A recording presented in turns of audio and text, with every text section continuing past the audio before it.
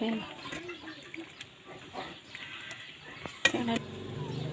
บายดีพี่น้องปองป้าสุขุสุคนมื้อนี้ก็มาพบกับสาวบุตรอีกแล้วเนาะมื้อนี้สาวบุตรก็สิพามากินเฮ็ดละโงกเนาะเฮ็ดละโงกมื้อนี้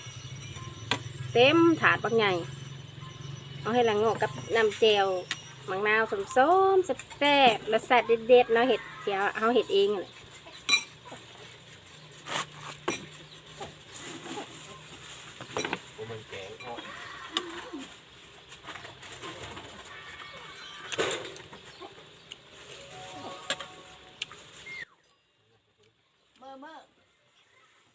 เด็กๆมาเด้อ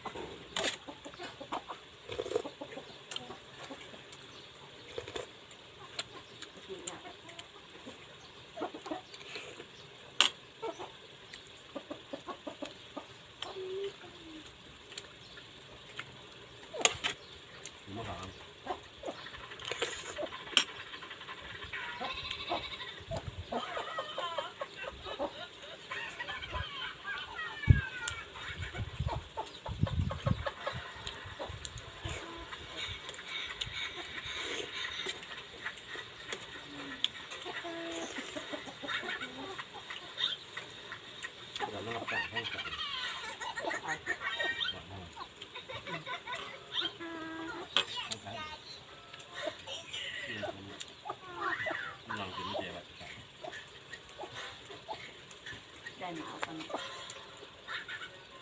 ได้มีหนาวมั้ย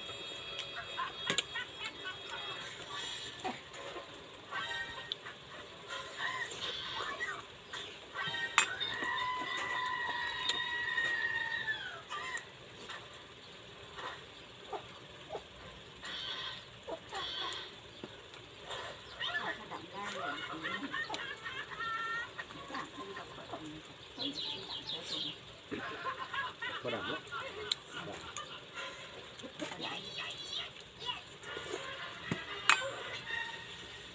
ประมาณหลังก่อนมันมือหลังก่อนเอาร่างเบิ่งเอาร่างบ่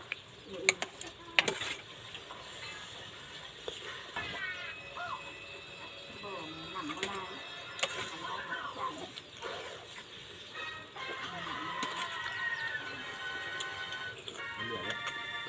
เกี่ยวกับ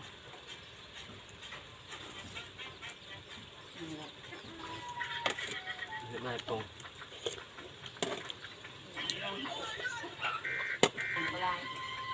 ไม่กูปีออกมาทำไมเดี๋ยวทำไม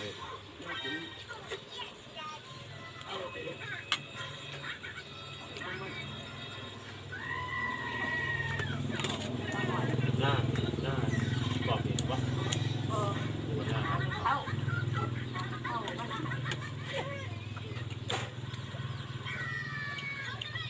เอามาเรียกบุญนาเอ็ดท่านเป็นคนมืดหนาท่านทลายจำค่ะท่านพยายามเก็บ เดี๋ยวหาบ่ ไปมันไม่ใช่ตรงหมายแล้วก็พาลองเจอหนาบนกำลังเยอะเราหนากำลังเยอะมีกระตุ้น เดี๋ยวยังมาล้างอยู่เนาะ เป็นในนานะต้องบุ้งว่ะเป็นที่กิน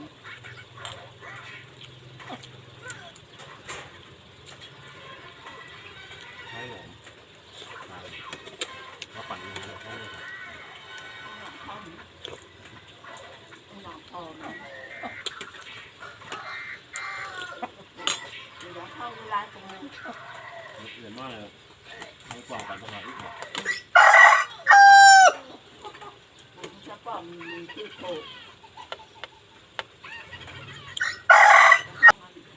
ยอมหนู โอ้ยยังเลยเพราะว่าเบิดอยู่เนาะ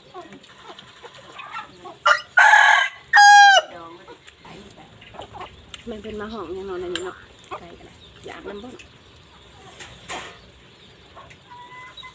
เรามี